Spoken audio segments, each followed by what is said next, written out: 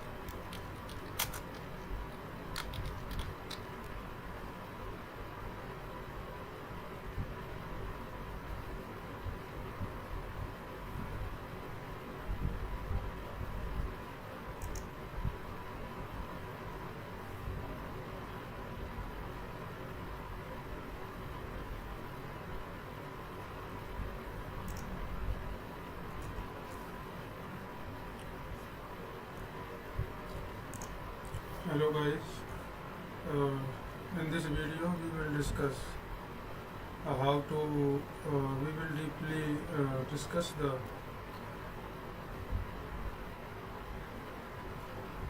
reg. These are like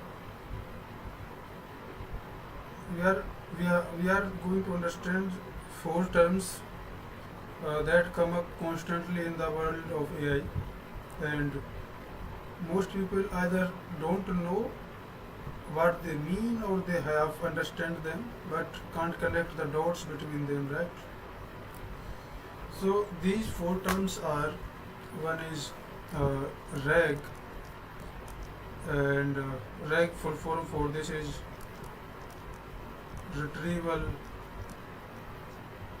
augmented generation, right? One is reg, another one is embeddings. We will discuss them, what are those. And third are vectors, and one is semantic search, right? These are the terms often come in the conversations of AI, and by the end of this video you will not be buzzword to you anymore. You will understand what they are, why they exist, and how they work together, right?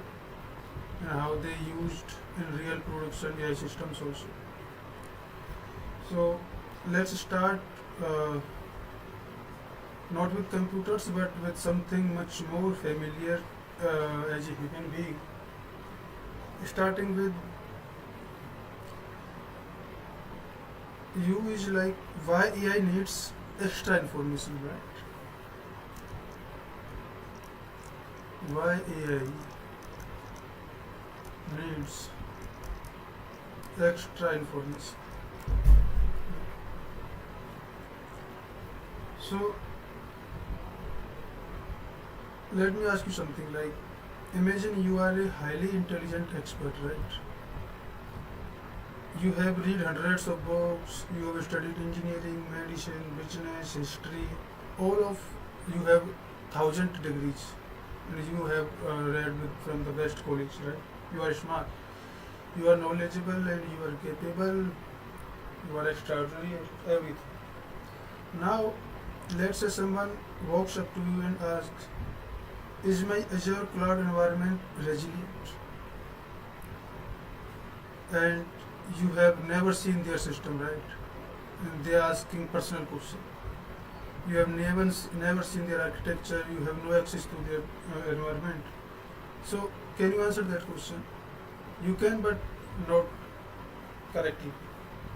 So not because you are not smart here, not because you lack skill, but because you simply do not have the specific information you need, right? You are like a brilliant doctor who have never seen the patient's medical records. You know medicine, but you cannot diagnose without the data. And now, what if the same person says, Like I can run queries against our Azure cloud, right? And I have permissions. I'll run whatever you need and send you the result. Now you have some context, right? You say, great. Let's say run these specific queries for me and bring me back the results. So they run the queries, then bring you the results. Now you have the data. Now you can apply your knowledge and expertise to that specific data, right? And now you can give them a brilliant, accurate and personalized answer. Here is a key insight, right? It's like you did not change. Your brain did not change. Your training did not change. What changed was the data you had access to, right? With the extra data, the personal information, personalized information. Another example, let's say your boss walks up to you and says,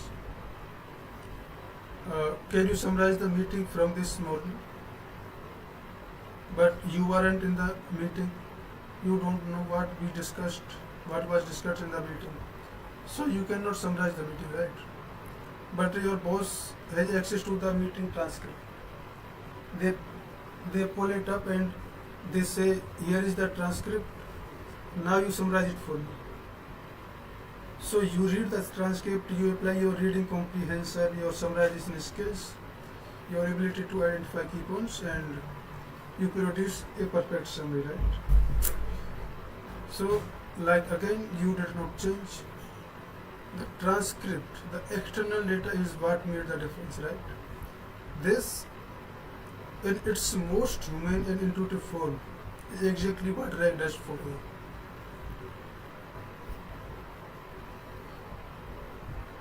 The fundamental problem with AI models is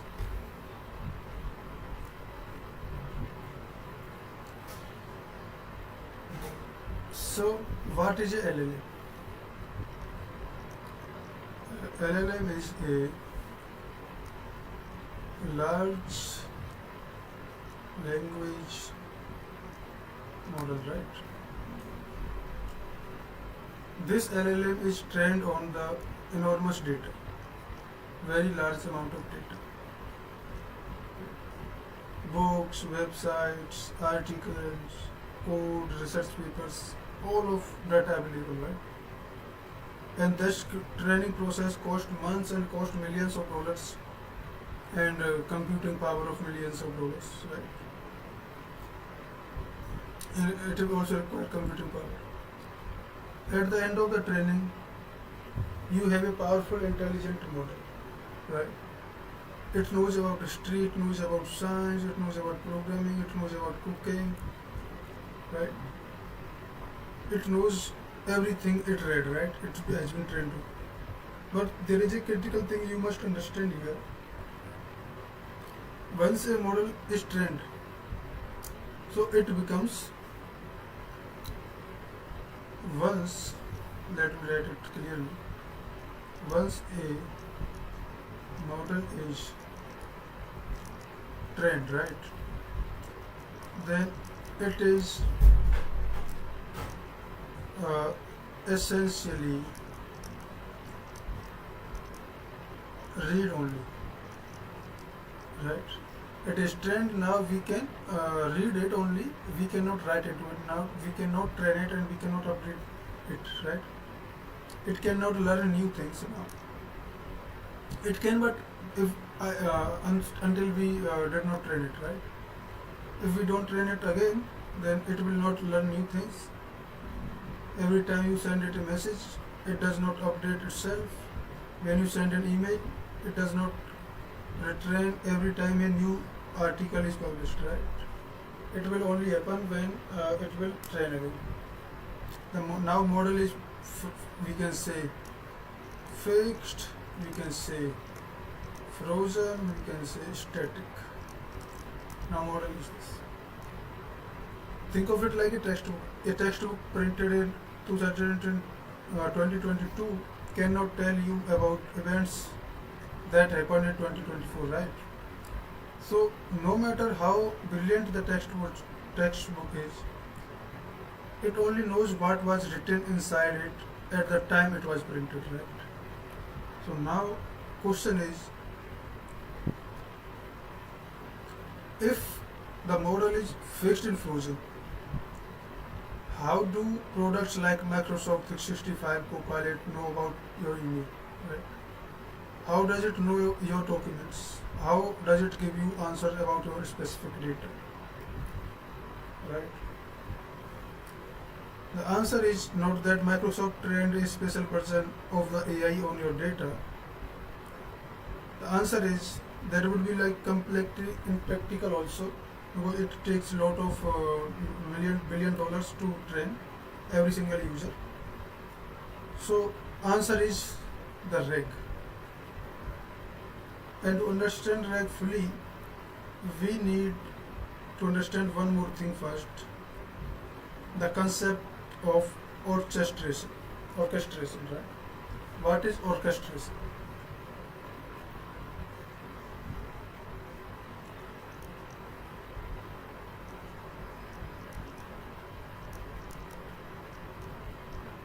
Orchestration layer, we also call it the middleman. Not the synonym, but yeah, the intermediate layer.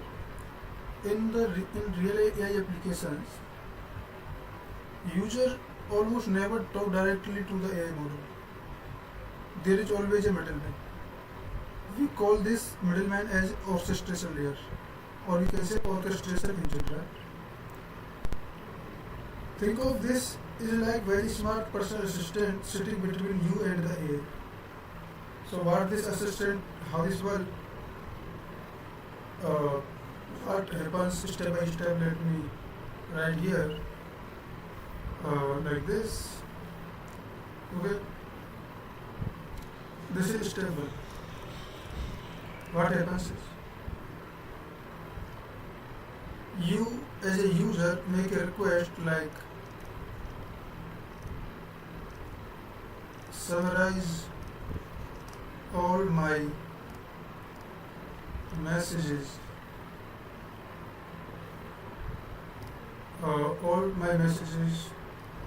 from my manager. And let's see, you give this query to the LLM chatbot. Then after step 2, what is step 2? This request goes to the middleman, which is the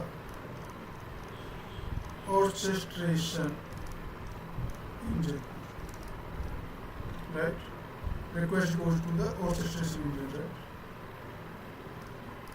Not directly to LLM or AI model, right? It does not went there. Then after this, on step 3, what happens? This orchestration engine thinks, what it will think? It will think like to answer this, I need actual message. So this is also a reasoning model, right, in this engine. So it will think like,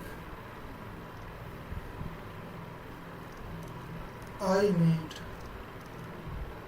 real message, right? So what it has access to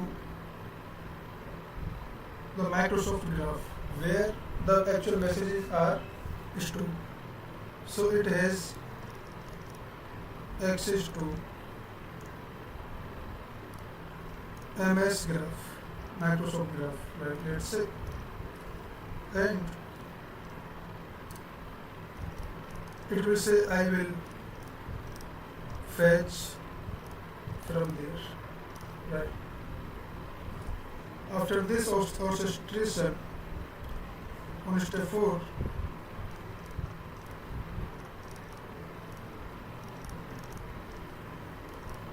it will think orchestration, what it will do.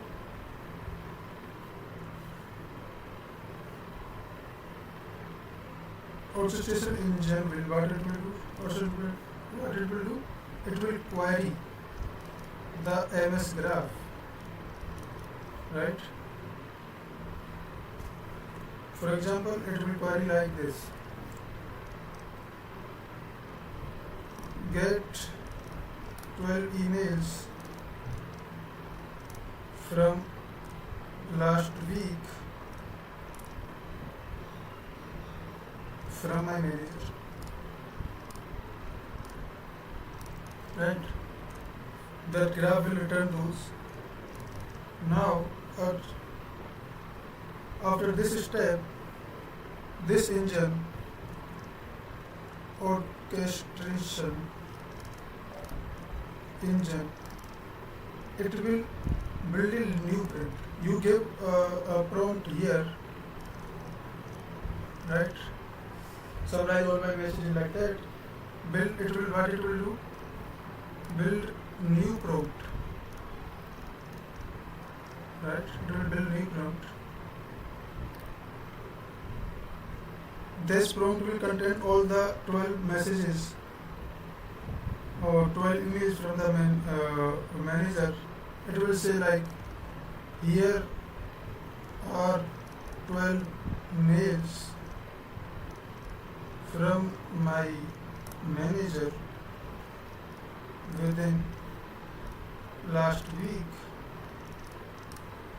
Now summarize them. This is the new prompt. It will give the mails, and after this, let me add new page here. After this, 5, we have 6 step, which is now this new prompt will go to AI model, right, which is static, right?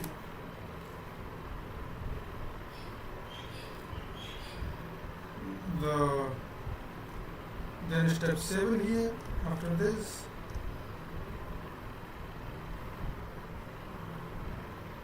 now AI model will generate accurate summary, right? Accurate summary of emails.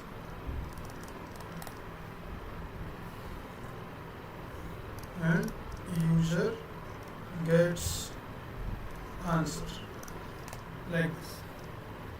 So the key insight here is like, here AI model never changes, right? It was static always. It was never retrained. What happened is orchestration layer went and fetched the right data, added it to the prompt and sent it all together to AI. Right?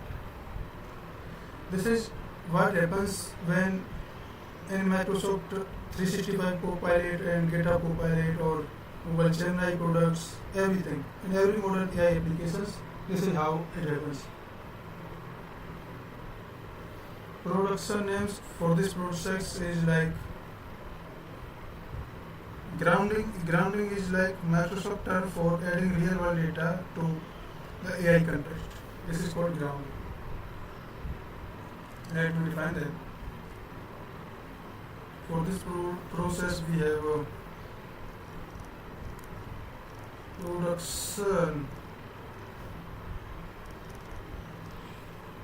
production names, right? For this one name is grounding. What grounding do?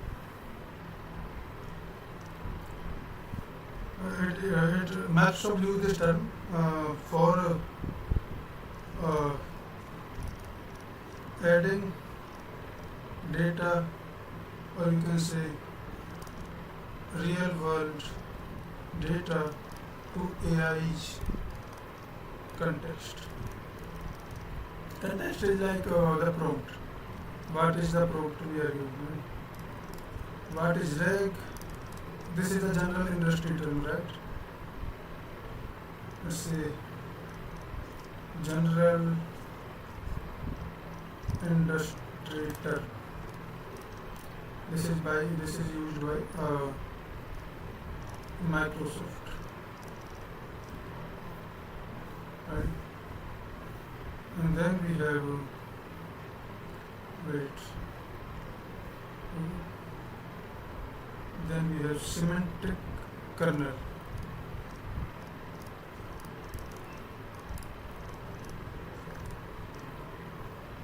Is it what is semantic kernel? We have Microsoft. It is Microsoft open source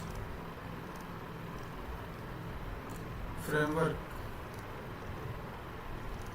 for building orchestration layer.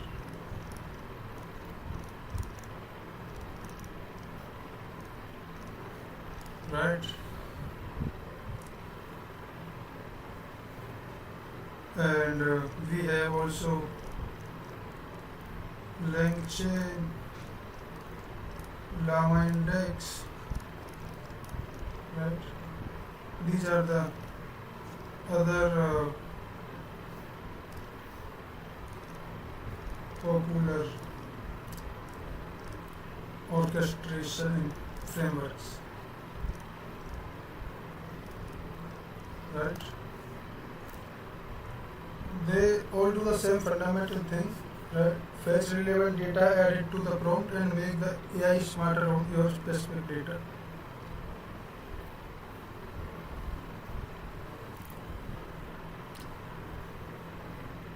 So let me make you understand the full picture here.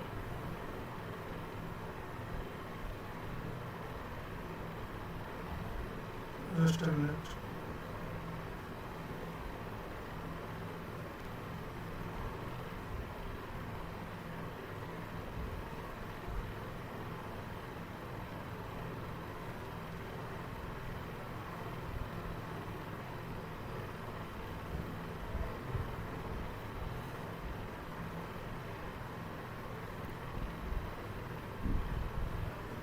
So the full picture of RAG is what RAG actually means here, right?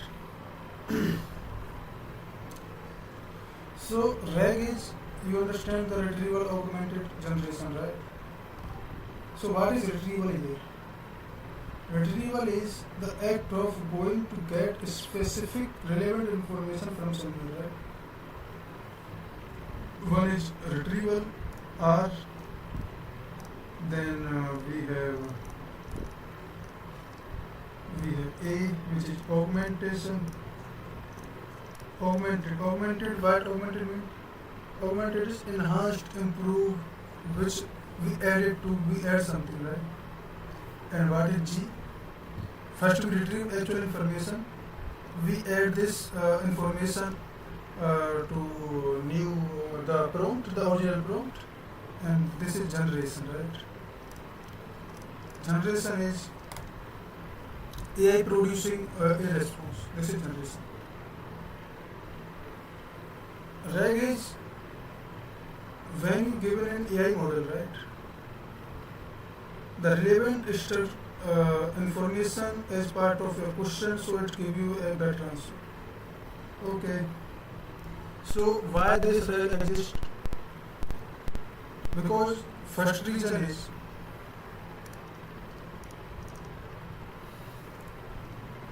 why RAG exists, right? First is the model don't know your information. Model doesn't know your data. So AI was trained on public and internet data. It has no idea about your company's internal documents, your image, your data, right? So it needs that to give you proper response. Number two, the model's knowledge has a cutoff date, right? Like when we train the model, it has only the information about till date it was trained. Training stopped at the same point in time, right? Anything that happened after that date, the model doesn't know.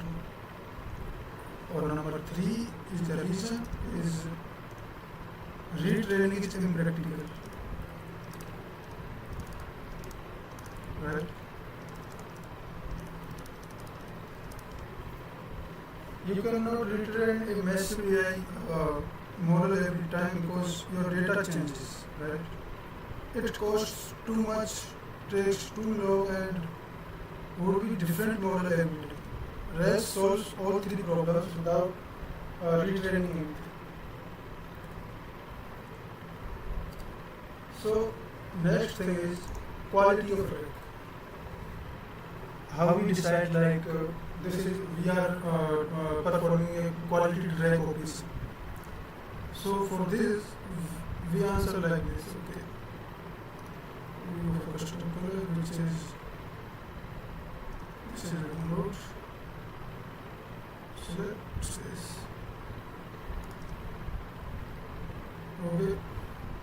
We are saying quality of RAG, right, depends on quality of retrieval. So in RAG there are three terms, right? Retrieval, augment, and generation. Augmentation is just adding to the problem. Generation depends on the model. But the main case of RAG is retrieval, right? Main use case. So if we are retrieving better, then we are adding augmenting better. If we are augmenting accurate information, we are generating the accurate response. So this is like garbage in, garbage out philosophy, right? If the data you retrieve and add to the prompt is irrelevant, or we can say wrong or low quality, the AI's answer will be irrelevant, wrong, and low quality also. If data you retrieve is highly relevant, accurate, and precise, the AI answer will be excellent.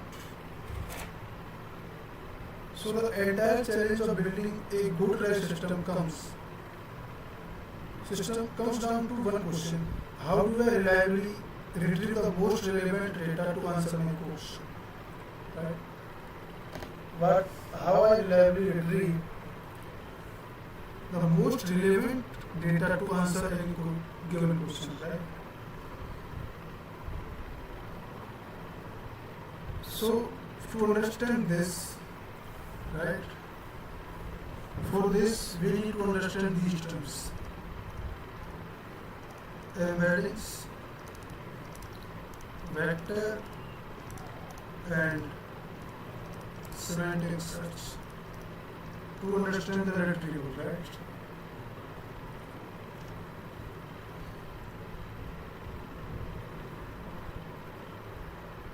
So why normal searches fails to retrieve, right? Let's understand this, how traditional search works, right? Before we can understand the new solution, we need to understand the old problem first, right? So computers have been doing search for decades. The traditional way is called lexical search or keyword search. So it will work like this. You type words, right?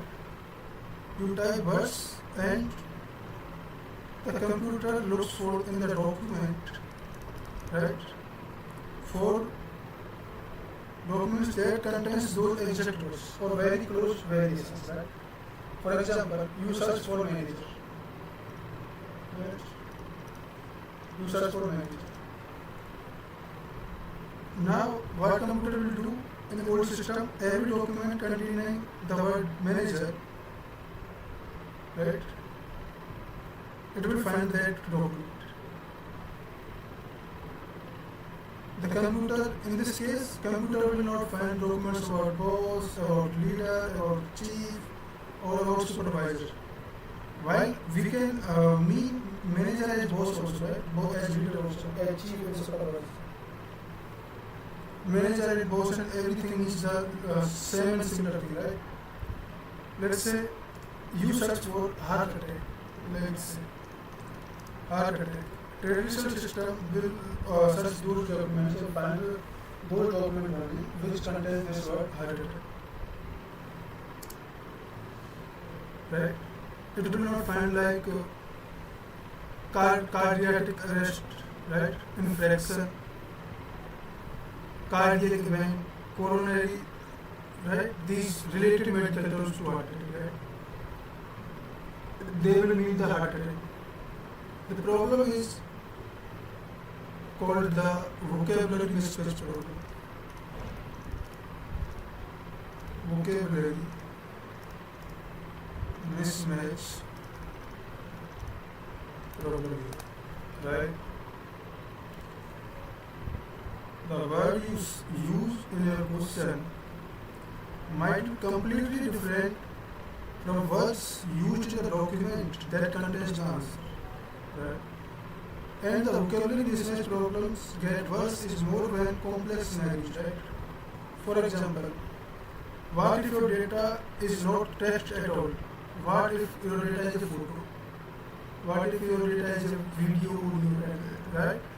You cannot run a keyword search on an image, right?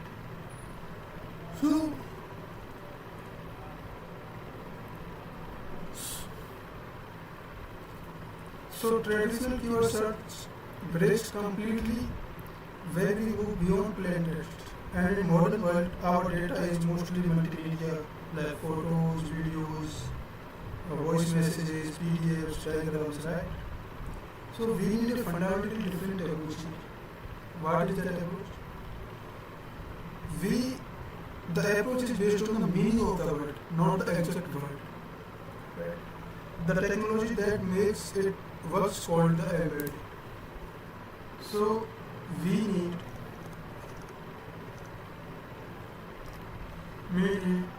search based on meaning, right?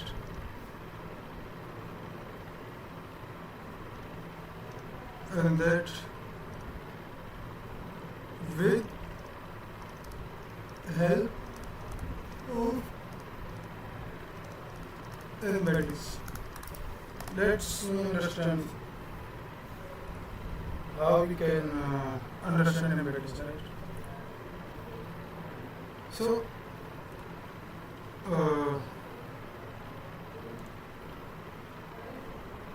why computers need numbers? Let's understand this.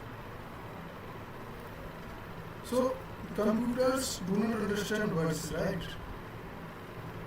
Computers do not understand images, computers do not understand sound, and computers do not understand video. Computers only understand numbers, right? So everything a computer does, every calculation, every decision, every output, it is ultimately based on numbers, right? So if you want the computer to understand the meaning of a sentence, or let's say of image, right? So we need to convert that meaning into numbers. So, and this is exactly what an embedding is. Embedding is a mathematical representation of a meaning of something, right? Expressed as a list of numbers. Let me write it also. So first let me write the definition, then we will deep dive into it, we will understand it thoroughly. An embedding is a mathematical representation of meaning of something, right? expressed as a list of numbers.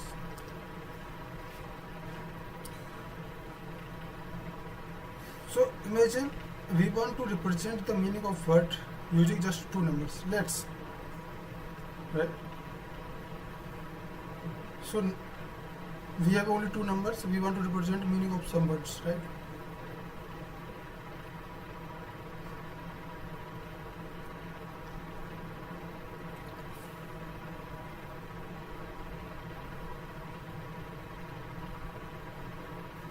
So let's say number one.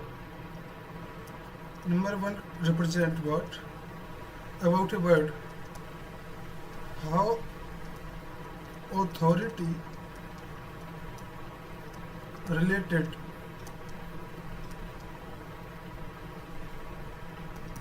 this word is.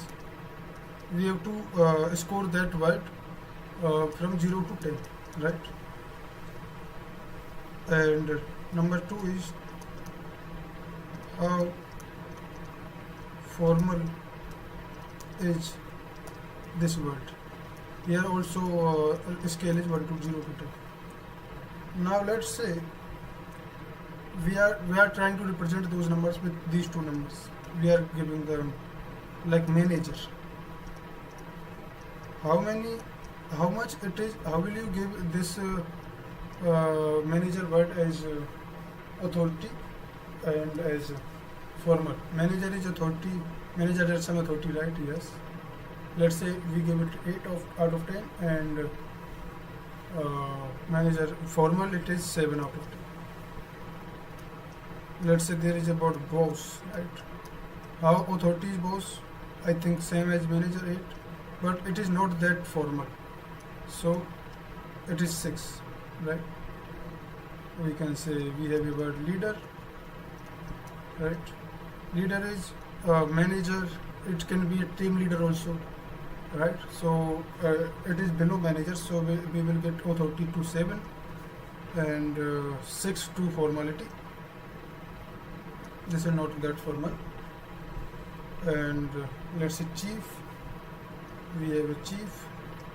Chief is like chief. It can be CTO. It can be CEO. So authority increases here, and also formality is also there, right there, right? Then we have some words like let's say we have words some like supervisor, right? What we can give it? It's like 7. Supervisor is formal but not that authoritative, right? We have a cat. Let's say, is there any authority to cat? No. 1. Is there any formality? 2. Let's let less formal, right? We have a word pizza. How much you will give authority? 0. There is no authority to pizza. Formal is 1. Okay, like this. So you can notice something. Manager, boss, leader, chief, right? They have similar scores, right? Very close, right? Okay, because they mean the similar things. All of them means the same thing, same or similar, right? So if we are searching like find me words close to 8,7, means find me words close to manager, we will find these words, right? We will find these words. Agreed or not? Right? Because they are related to authority and formality. Like if you, like if I ask like which words are similar to manager, right? These are the words similar to manager, right?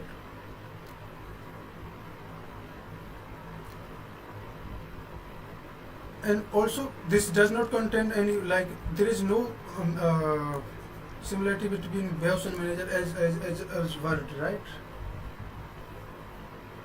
So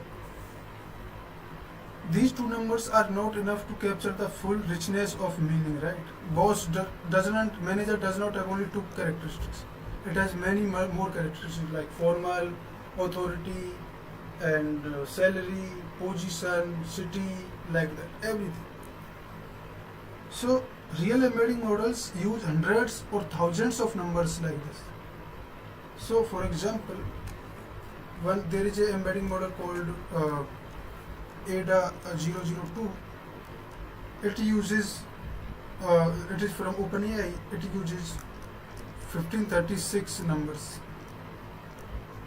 right? And some modern models uses like 3072 numbers. This is to capture a word, right? We call the number of values in the list is dimension. So it has two dimensions. It has how many dimensions? These are 536 dimensions.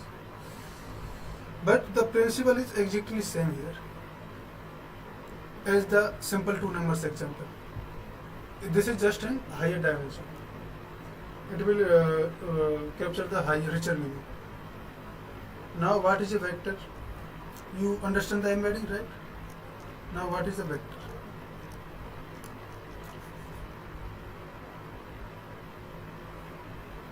So a vector is simply a list of numbers.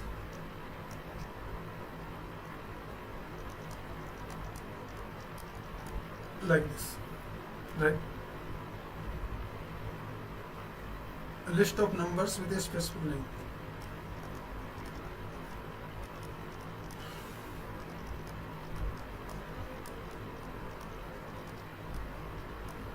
Specific length, or we can say this in this case dimension,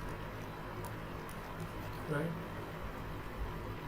A three-dimensional vector we can say like this, 5, 3, 8. This is three-dimensional, right? A five-dimensional vector, what it will be like 1, 7, -2, 8, like this. And we can have similarly a 1536 dimensional vector also. 23, let's say like 87, like this, right? So a vector, in mathematics, a vector has two properties, right? One is magnitude,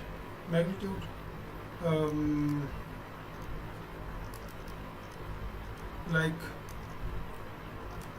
how big or long it is, and one is direction, like where it points in space, right?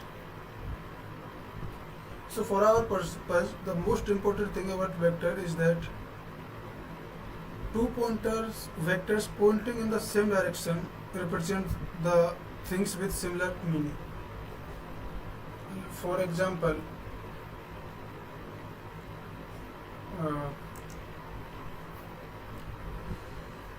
let me write this also. It's a very beautiful concept.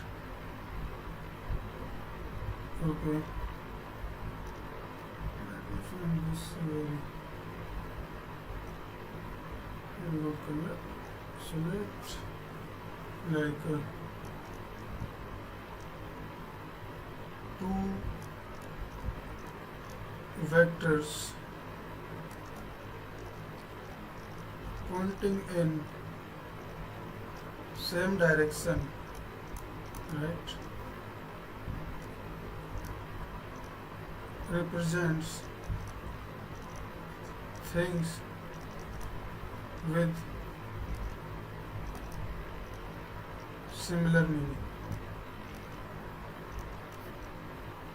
right?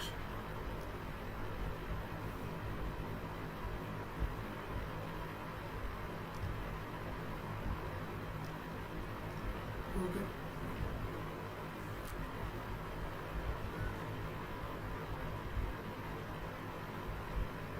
So what is the relationship between embeddings and model?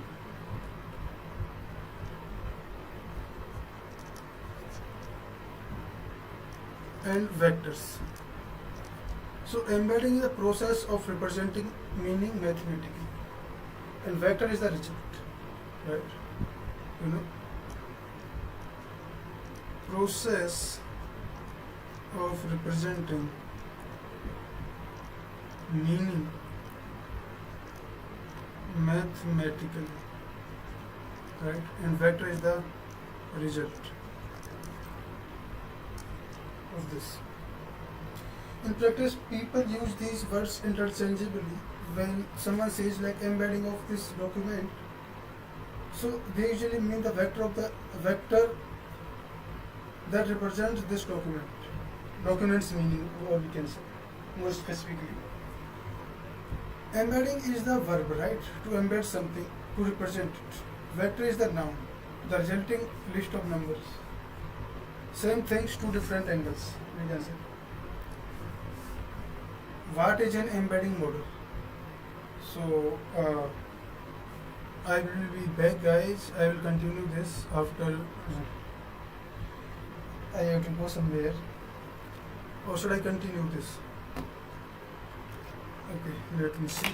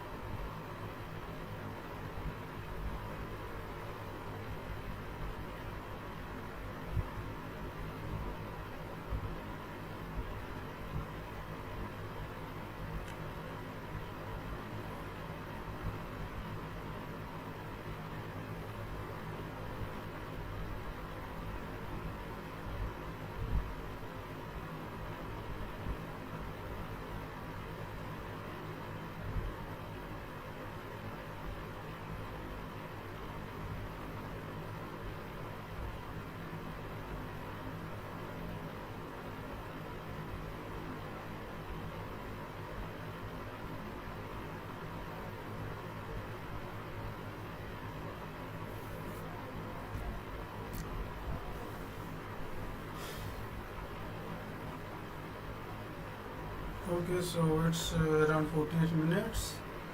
I'll be back, guys, in half hour.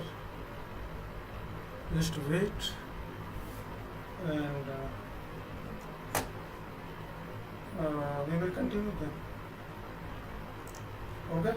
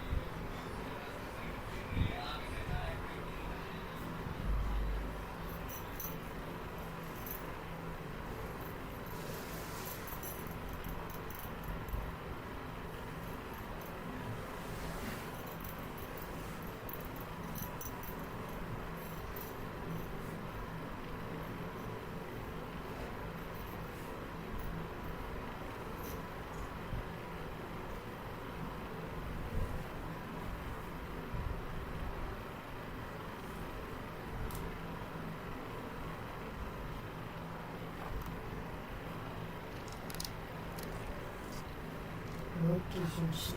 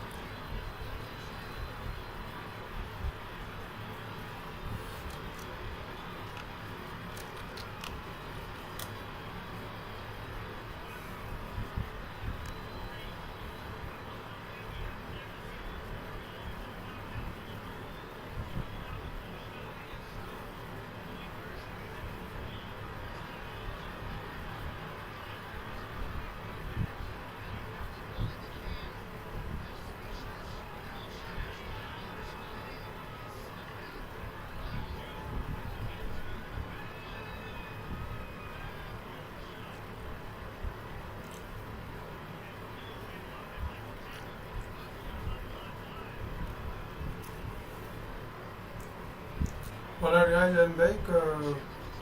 Let's start right where we left from, right? Okay.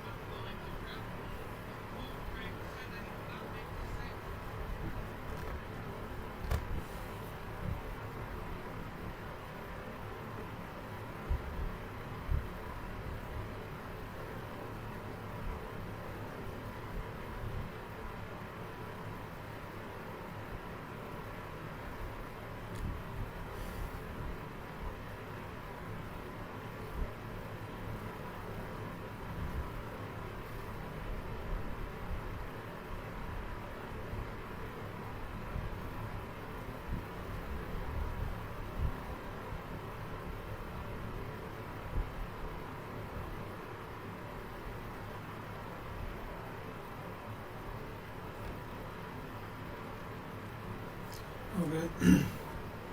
So we were discussing the embedding model, right?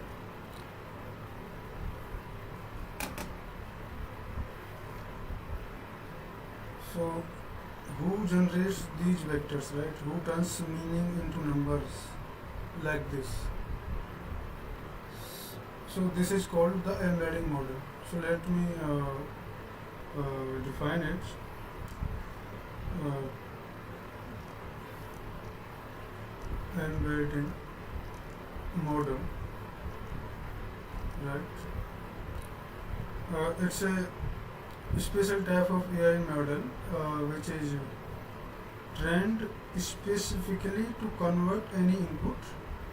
Uh, so any input means like any text or image or audio or video into a vector that represents its meaning, right?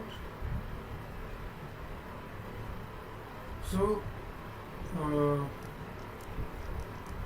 special AI model which converts, right,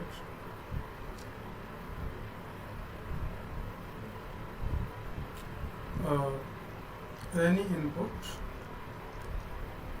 Input can be like text, it can be like image, audio or video, anything, right?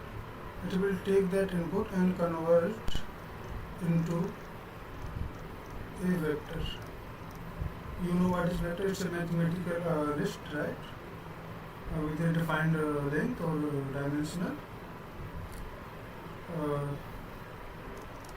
which that represents its meaning, right? So you need to understand this.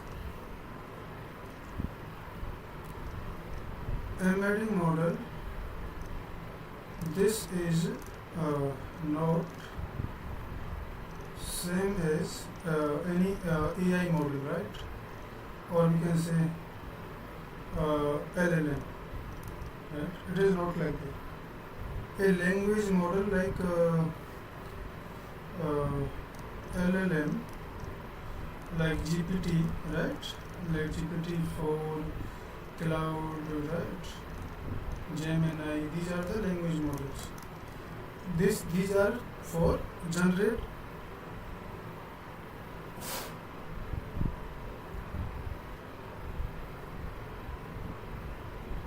generating the text.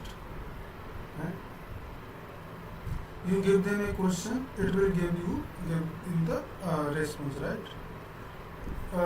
And the embedding model is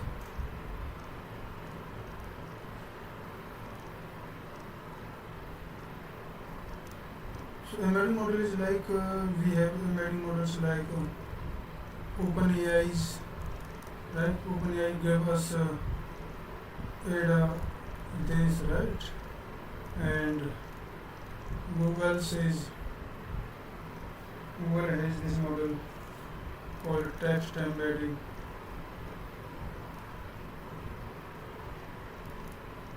Model, right? So what these do, they generate vectors. You give any content to them, it will give you list of numbers, right? These are also trained differently. So both models train differently. They do almost entirely different jobs, right? And they are also used differently. So an embedding model can take input as text, right? Text could be a word, a sentence, a paragraph, or an entire document. It can take input as images, right? It can take as input audio. It can take input as video, right? But the embedding model will always produce, right, any type of input. Embedding model is this. It will always produce the vectors which will represent the meaning, right? Also, it will produce the fixed length vector. Fixed length. It's not like for different input it will produce different length of vector, right?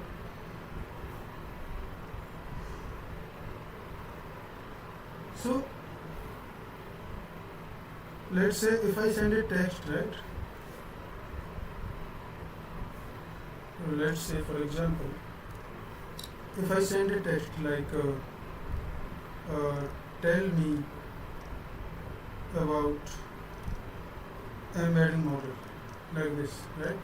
If I send this text to embedding model, or for example to Ada002, right? If I send this to this, so it will return a list of exactly 536 numbers, right?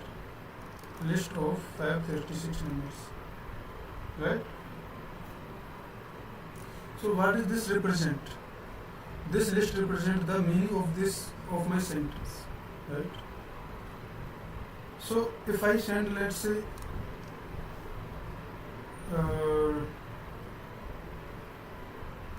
what is EM? So meaning of these both sentences are similar, right? So what A does 002 will do? It will produce similar vector as this for this, because it has similar meaning. Because same as like this here, right? We discussed here, because manager and boss has similar, so these have similar meaning. So vectors are also similar.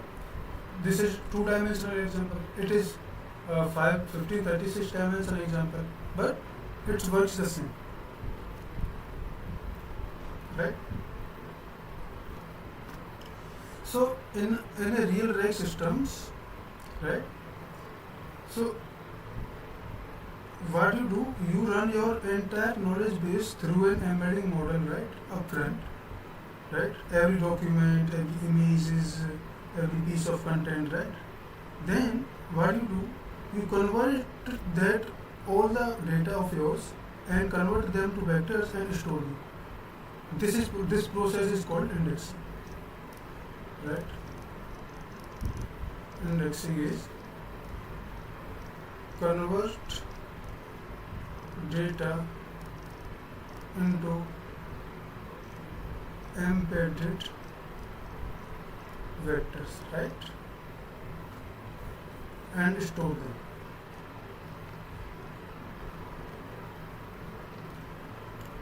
So what you only do that process once at a production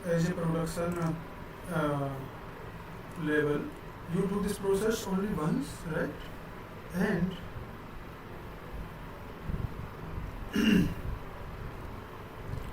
then when at query time, right, you convert the user's question to a vector and search through the vector. So what you do, you convert it, you store those vectors, right? Vector 1, vector 2, 3, or this is your database. You ask a question, okay, let's say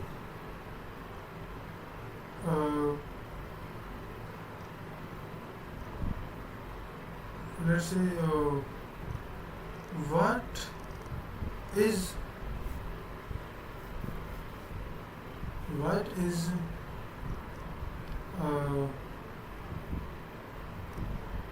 last month revenue, right? You have entire data and vectors. What you will do, this is the query, right? You ask this to LLM. Yeah. So what you do, you convert this also in vectors. You convert in vector, then you find the similar vectors to this vector in the database, right? And which is the most similar to this, then you return that vector, right?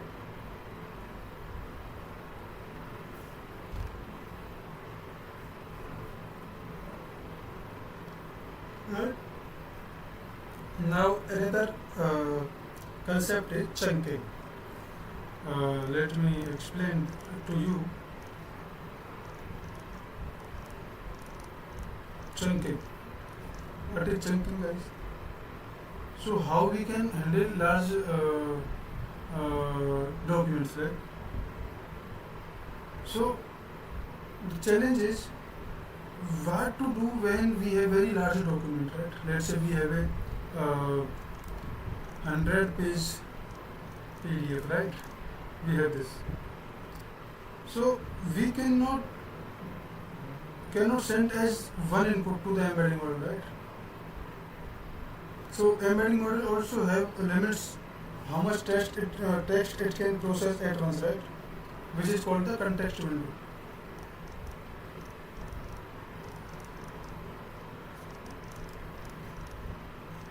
This is called the context window, right? For this, our solution is chunking. So chunking, what is the chunking? Chunking is breaking large content into smaller pieces, right? before embeddings. So, for example, let's say we have a 50-page research paper, right? What we can do, we can break that in like chunks. Like chunk one is page 1 2, right? Chunk 2 is page 3 to 5, like this, right? And so on. What chunk? Why we need chunking? I will explain. So here each chunk will get its own embedding vector. Let me write it in different color.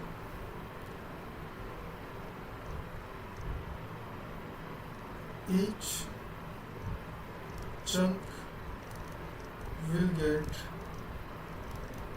its own embedding vector, and it will be stored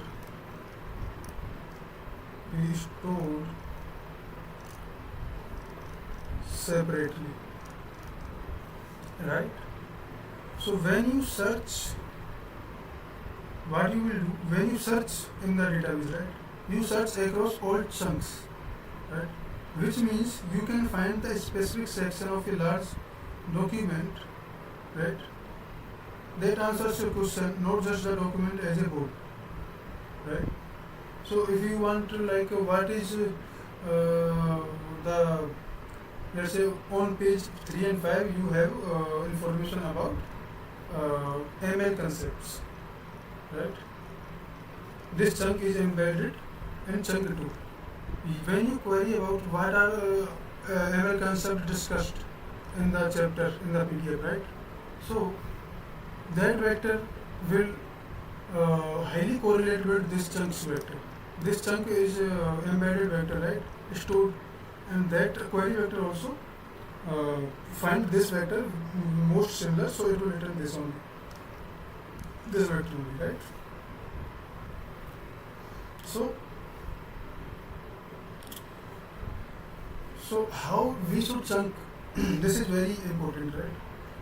So if we are making two large chunks, right, like 50 pages of one chunk, right, if we are using large chunks, so the problem with large chunks is we lose the context, because we have limited this, right, 1536 dimensions in the vector, right, one vector.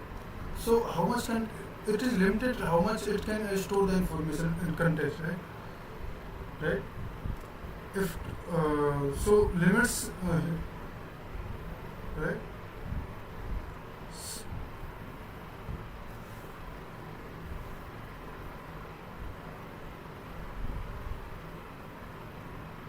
Okay, so what I'm saying, like, if we have two, not like, we have two small chunks, then let's say one word, right? He works, MS, Office, like this. If we have separate embeddings, they are, if I am searching out where, let's say Sunil works MS Office. So Sunil, where Sunil works? If I search this, so this will, Sunil will match with this, works will match this, where don't match. So we are losing context here. If whole embeddings were like this sentence, Sunil works MS Office, it can answer with the query where Sunil works, right? It can query. So two small chunks loses the context. Loses context of surrounding words. But if we are taking two large chunks, right, what is the problem in this? It will hit the model limits, right? So one is overlap chunking.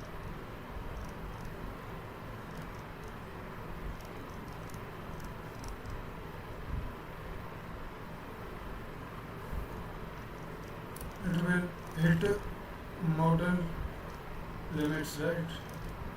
And it will include irrelevant content because model is not working fine. And okay, each chunk overlaps with the previous by few sentences. So what we can do,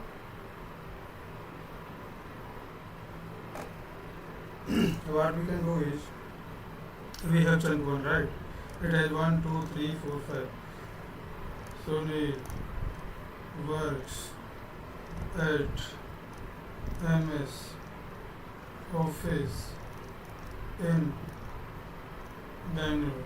Let's we are making chunks of this and this, right? Let's say MS Office and at MS Office in Bangalore. So if we are overlapping this section, right, we can match with this and we can match with this also. So we are preserving the context boundary here. So if we have like 500 page legal contract, right, you might chunk it like into 200 word segments and with the overlap of 50 words, right? So then a query about termination clauses, right, will find the specific chunk, right, containing the termination section, not the entire 500 document, right, dumped into the AI context.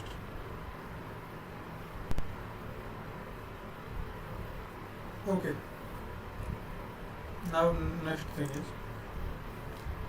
uh,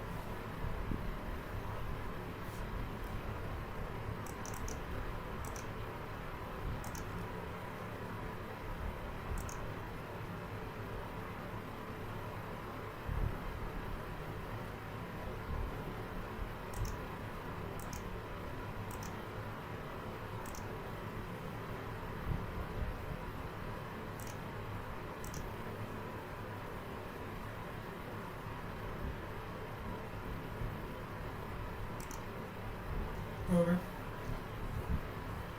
So next topic is the semantic index. What do you mean by that? So we have our document, right? So after we have our documents, then we run them through an embedding model, right? After that we got vectors. So now where do we store those vectors? We store them in a semantic index, also called a vector database or vector store. So we store embedding vectors in semantic index, also known as vector database, right?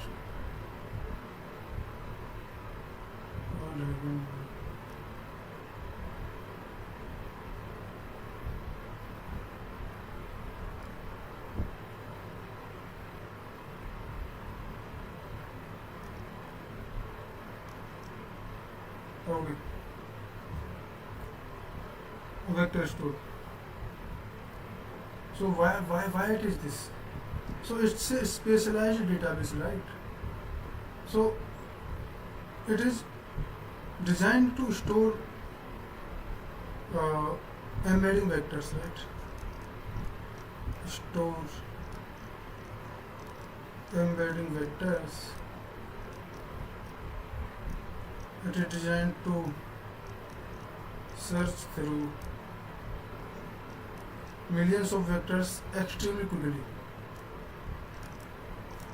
Millions of vectors quickly, right?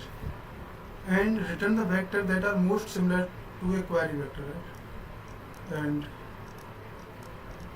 return the vectors that are most similar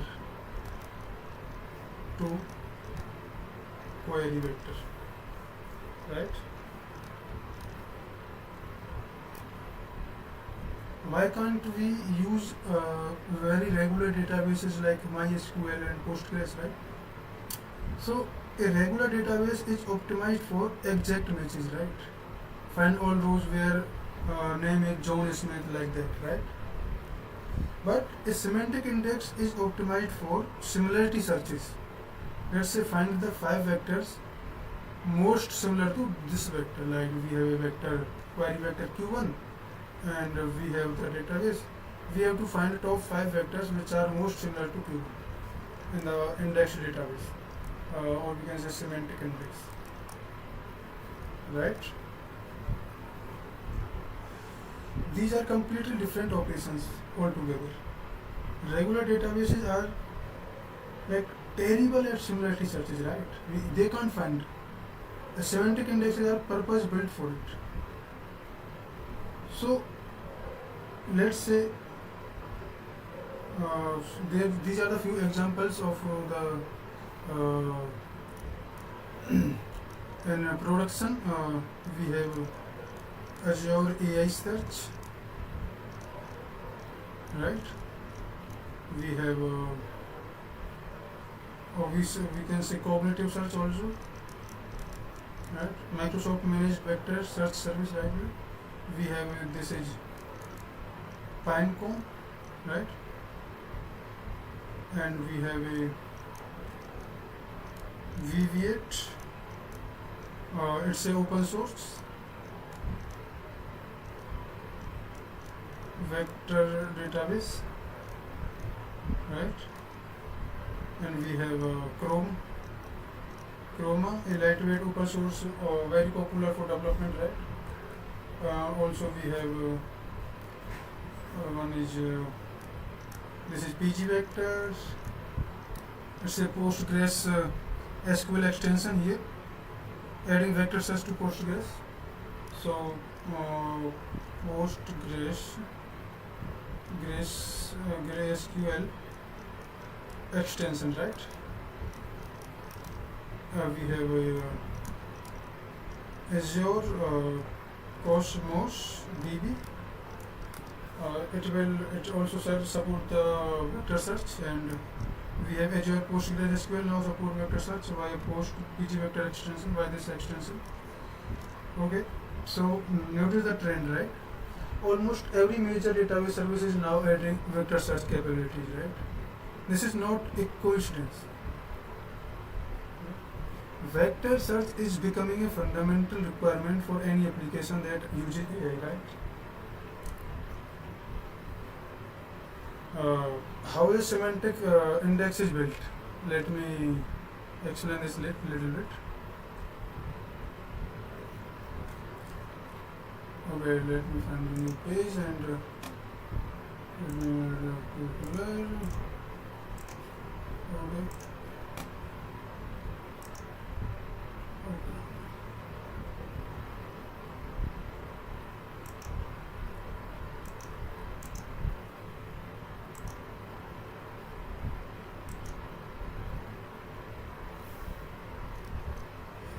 Okay, we have a question: how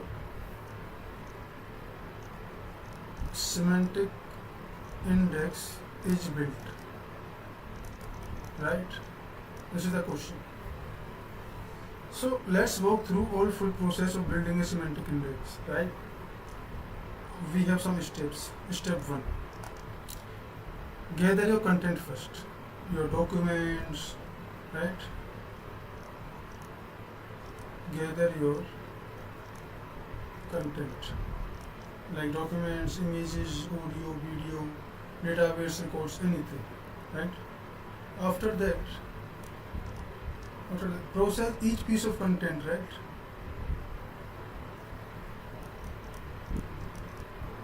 Process piece of content. What do you mean by that? I mean by that is, if it is a PDF, right, extract the text from it, crack it open, right? If it's an image, prepare it for vision model. If it's an audio, transcribe the process the audio, right? Then step 3,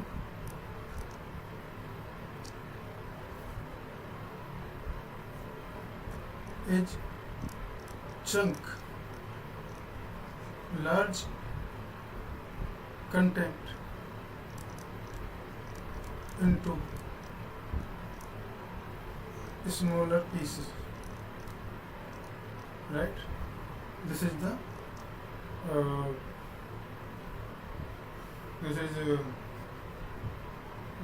third step. Then fourth step is send each chunk through the embedding model, right? Send each chunk through embedding model, right? After that, we get the vectors, right? So it's like chunk, embedding model, we get the vectors for that chunk, vector, right? Then after that, okay, so this was the 5a. So now we store each vector in the semantic index, right? Store each vector in semantic index. We also say it like vector db or store, right? Then after that,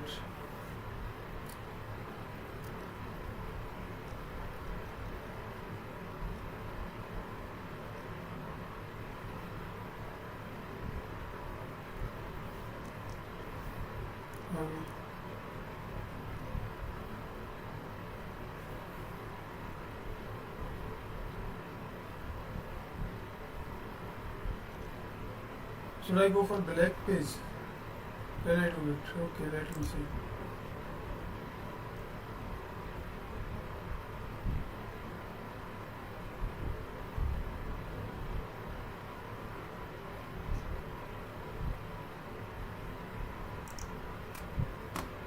Okay, what is this?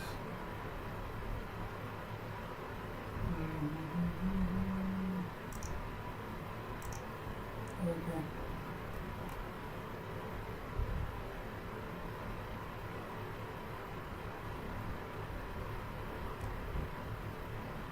View.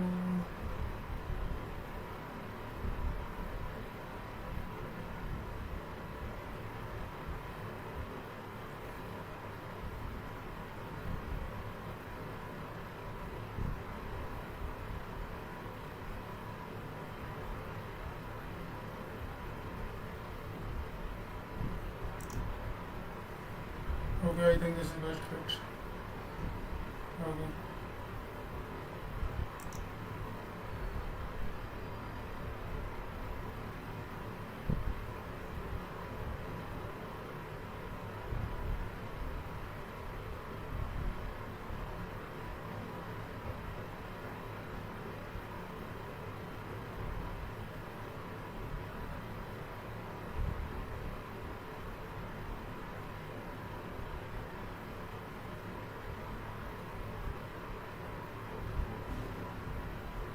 Okay, so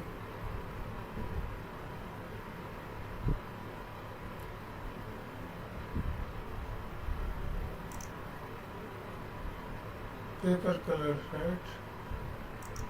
We can take it as black. Okay, select it.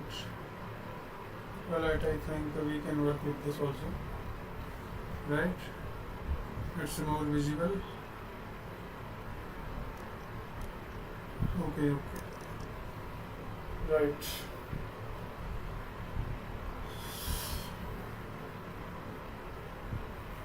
And after that, guys, right, we have 5 steps. Then this is the 6th step is build the vector index.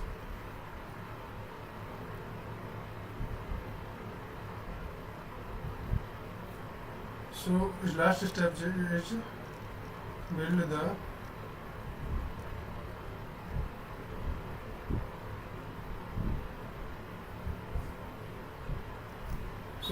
before what we do here is guys in fifth step, uh, with metadata, right? What document it come from, what page, what timestamp, etc. Right? We store with this all the information. What document it come from, right?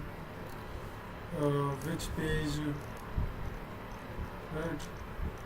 What timestamp, etc. Right? Then last step is, sixth step is build the vector index. Right? So it's a specific mathematical structure that make similarity search extremely fast and okay. So after this process, your semantic index, right? It will contains a mathematical representation of meaning of all your content. Right? For example, in Azure AI, you point Azure AI search at your SharePoint library, your SQL database, right? Okay, right, okay. What it does is, it takes your all PDFs and Word documents and images, right? Then chunks that content, right? Calls the Azure OpenAI embedding model, which is ADA2 002, gets vectors and store them in a highly optimized vector index. Okay. What is now? Okay, we stored that, right? Now what? Now we have to search the vectors, right? How we search? So we use semantic search, right? What is semantic search? Semantic is meaning, right? So finding the mean by the meaning. How semantic search works? So you have built your semantic index, right? All your content has been converted to vectors and stored now. So now user has question, right? So this is the semantic search process, right? Let me explain my process. So user ask a question first, right? When user ask a question, on step 2, let's say user has asked question like who is in charge of marketing budget. This is the question, right? So the question goes through same embedding model, right? So what it will do, this is the question, right? This question, who is in charge of marketing budget, it will convert into goes through the embedding model. Question goes through embedding model and convert to query vector, right? या फिर we can say Q vector, question vector, right? Now we do the semantic search. This is the semantic search, right? We do the semantic search here. What we do? Semantic search. In semantic search, what we do? We compare the question vector against all stored document vectors, right? Compare Q vector with, or we can say against all stored vectors, right?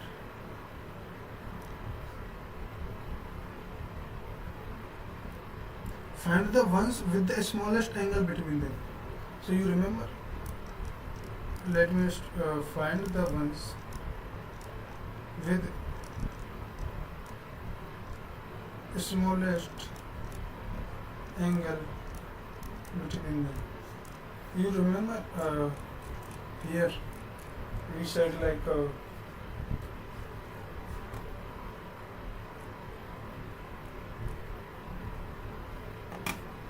let me go for best fit here. You remember this embedding model, what is indexing like that?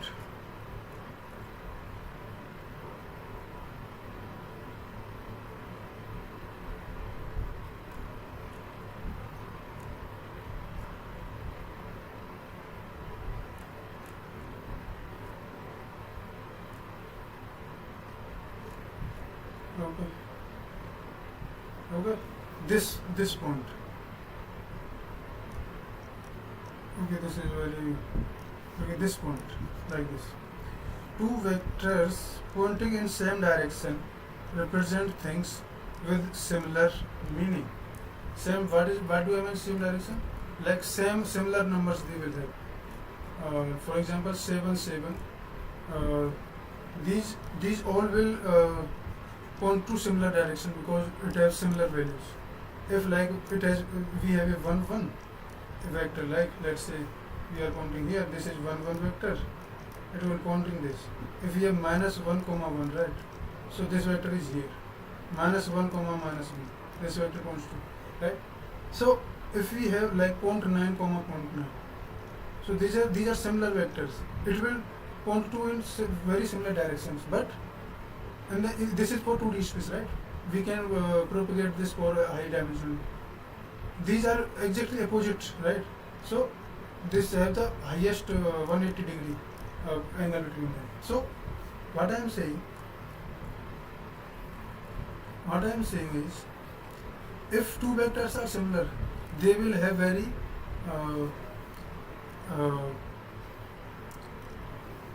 with the smallest angle between them, right? This is the meaning of it, which is like most similar meaning, right? After that, we filter out the top results. We retrieve the top results. VP of marketing, let's say VP of marketing is Sarah Chen, oversees, this is the vector, oversees the annual marketing budget similar to like we have the similarity score then, right? So let's say we have some vectors like this vector, top 3 vectors, let's say we have VP of marketing is Sarah, let's say, right? And overseas annual marketing budget. With this vector, query vector has similarity score of 0.94. We also have the one vector is like budget allocation, right? Responsibilities falls under marketing director. Let's say similarity with this 0.91 similarity score with the query vector of this vector. We have vector for who is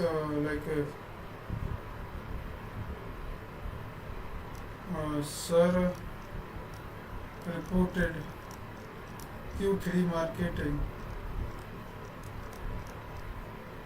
spend at, right, board meeting.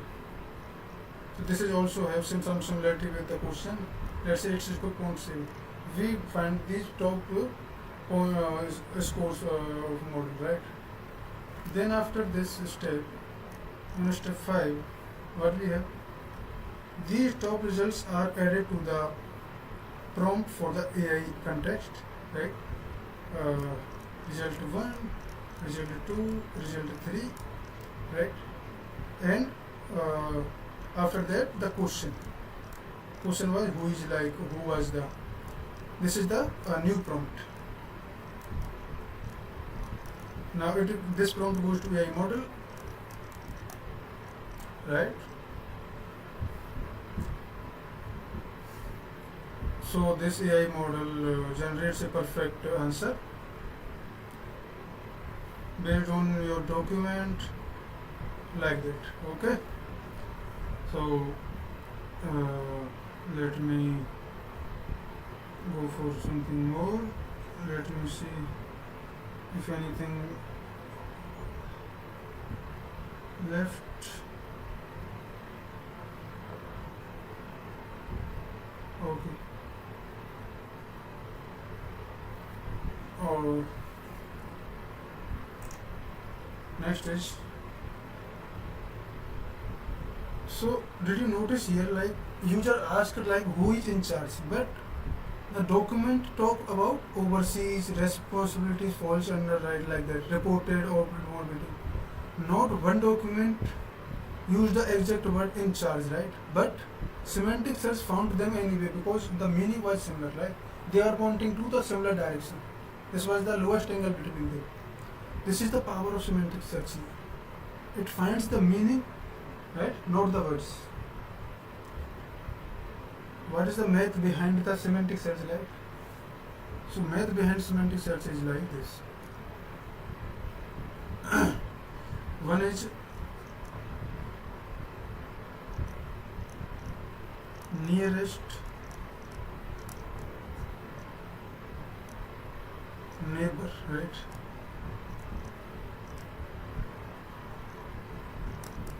Intermediate. So how does the system mathematically find similar vectors, right? So this is where the concept of nearest neighbor search comes in. So nearest neighbor search is like what? You have given a query vector. So find the vectors in the database that are closest to it. Closest is the measured using mathematical distance function, right? So how you find like these two vectors are closest? So first method is the cosine similarity.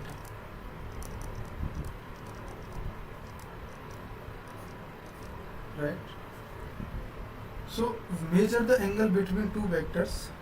Right? If two vectors point in the same direction, the angle between them is 0. Exactly, because vector 1 is also finding this, vector 2 also, right? So angle between them is 0. Angle between, so they are identical in the meaning. If they point in complete opposite direction, so if vector 1 is this, that vector 2 is in this direction, so they are opposite. Like this is 1, 1, and so let's say this is minus 1, minus 1. These are the opposite. The angle between them is 180. If cosine similarity is 1, the angle is 0 degree, right? If cosine similarity is 0, they are unrelated. There is no relation between them. Angle is 90 degree. Vector 1, vector 2. If a cosine similarity is minus 1, they are opposite to each other. Right? Like this. 180. So why we need cosine similarity? Why not simple distance between them? So imagine one user writes one word like boss. Imagine this. One user writes this word boss. Right? And another user writes a 500 word paragraph about bosses and management. And another user writes 500 word paragraph, right, about bosses and management. So their vectors might be very different in sizes, right? One is huge, one is tiny, right?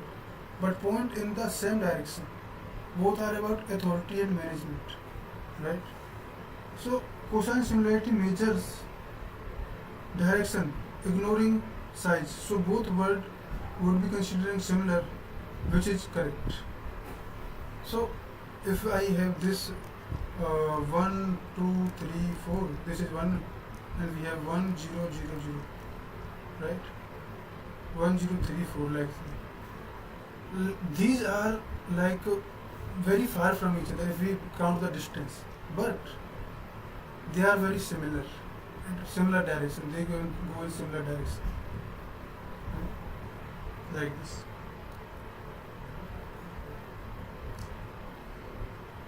Cosine similarity measures direction, right?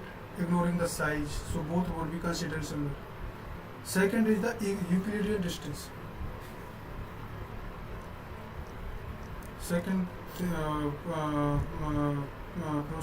like method is Euclidean distance. Euclidean distance, correct? So what is this Euclidean distance? It's like straight line distance. This is vector 1. Here, points here. This is vector 2. Points here. This is straight difference, Euclidean distance. This is what is called. So it measures sizes. So it would say that that's very different, which is no. It will say that these both vectors are very different. So in production, you often want the top k nearest neighbors, right? Not just single closest one. So give me the top 5 most relevant document chunks in a typical query. The number k is a tunable parameter in your system. You can like find like top 5, top 10, top 15 candidates. You can ask for anything. Okay.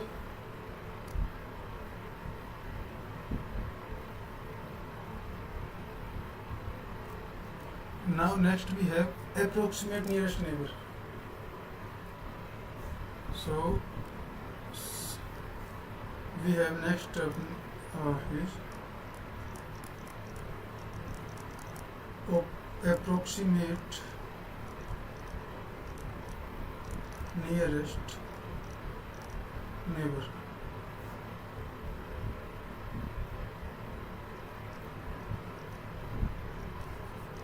So this is like faster than nearest neighbor, right?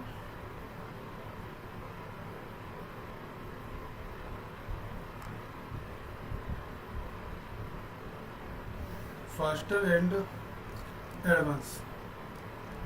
Okay. So we had a challenge. If you have 10 million documents in your index, right?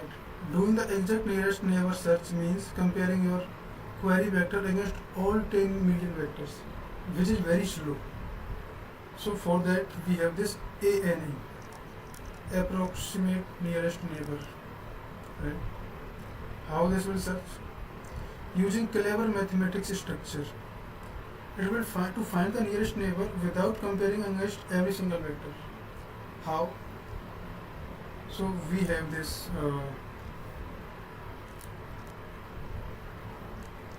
common ENN index structures. What? Number 1 is HNSW, which is hierarchical navigable small world. What it do? The most popular builds a graph structure of vectors, right, for lightning fast navigation. What will do? Build a graph structure of vectors. And next is next we have IVF.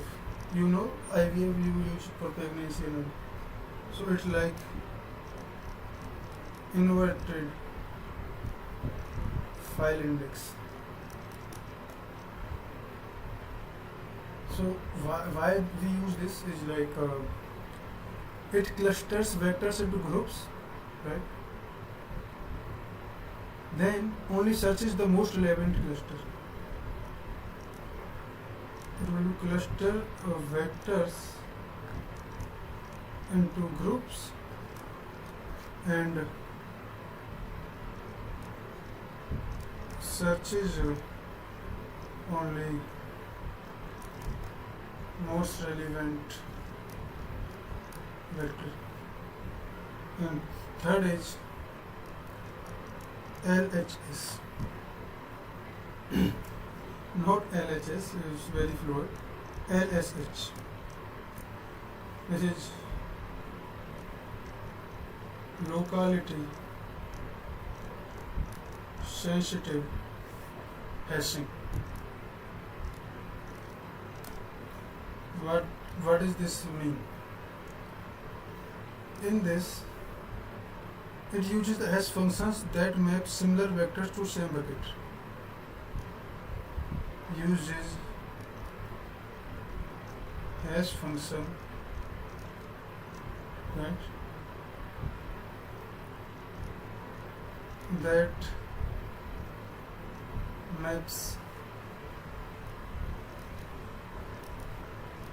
similar vectors to same bucket, right? So instead of searching every book in the library one by one, you use a catalog system, right? You find the right section first, like science, fiction, history, then find the right shelf within that section, then find the right book, right? ENN indexes work similarly. Navigating hierarchical structures to quickly zoom into the right answer. So the AI search, these ENN algorithms in Azure AI search, right? These ENN algorithms are built in, so you configure them in your index setting. For most production application, you will use this hierarchical navigation small world, like it will build a graph for small vectors, HSNW, because it gives the best balance of speed and accuracy. And putting it all together, the complete RAG pipeline is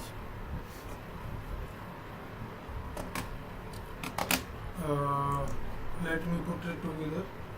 The complete RAG pipeline. What is the RAG pipeline here? So complete RAG pipeline is this. We have end-to-end flow intermediate like this. Wait a minute. Just a minute.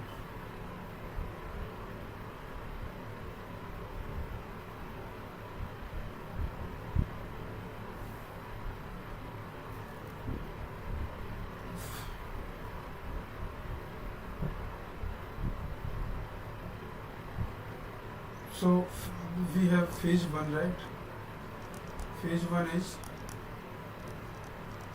indexing. What we do in this phase 1? First is data, right? Then we content processor, like process, extract text from PDF, transcribe the video, like that.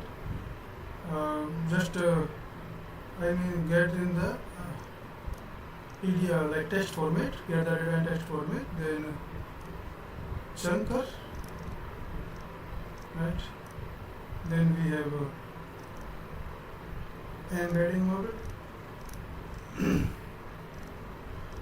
right? Then we have our semantic index,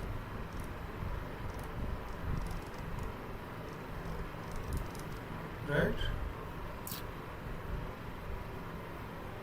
Then after phase 2, we have phase 1, we have phase 2. we store the data, right? We store all vectors here, and in phase 2 query, right? This is the query. It happens in real time.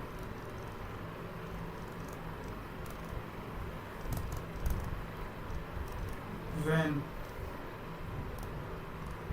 user asks the question, right? So for this we have user will ask the question first. After that we have embedding model, we convert into vectors, then we do semantic search. Let me write it correctly. Embedding model, then after this it goes to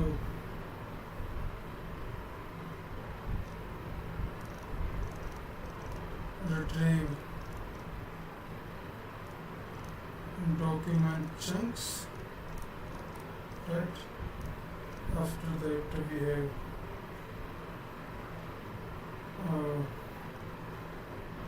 build the new prompt, or we can say augmented prompt. This is the retrieve R. We have A prompt. Then goes to LLM, right? After it like user gets the answer, right? So this is the right, this is the generation part, right? This one, this is A, this is A, this is D. Okay, the entire system can be summarized in one sentence like convert your data to vectors, convert the question to vector, then find the closest data vector to the question vector, right? And give that data to the AI and get the great answer. This is it. And next few things left, guys, here is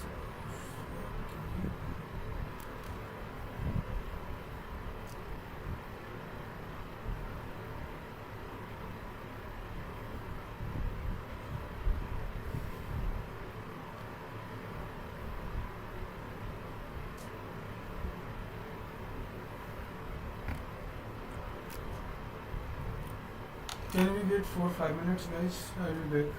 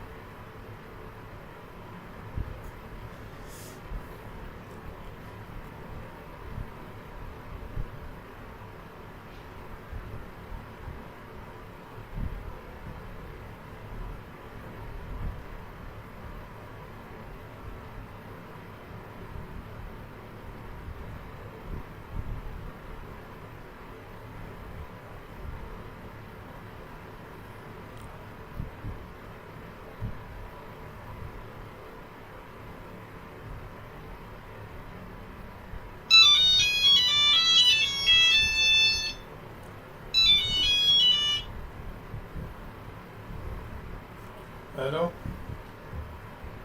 हाँ मैं room में ही हूँ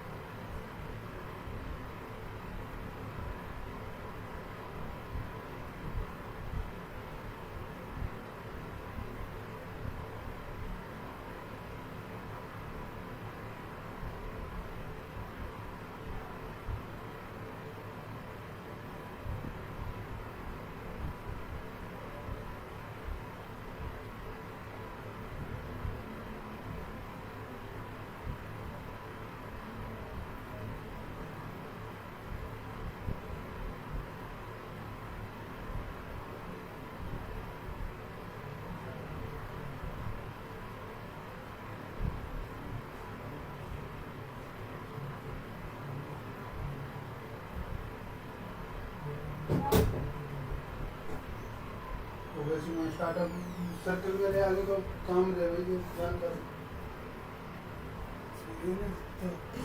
connection तो बने ही होना लेकिन हम आगे तो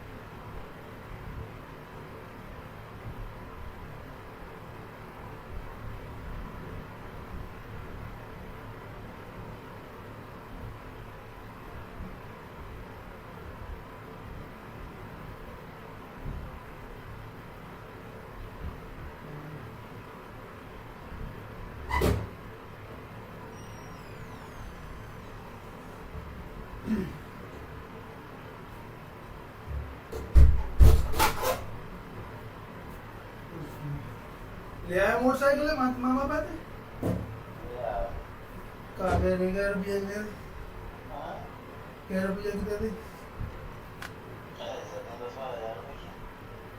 हाँ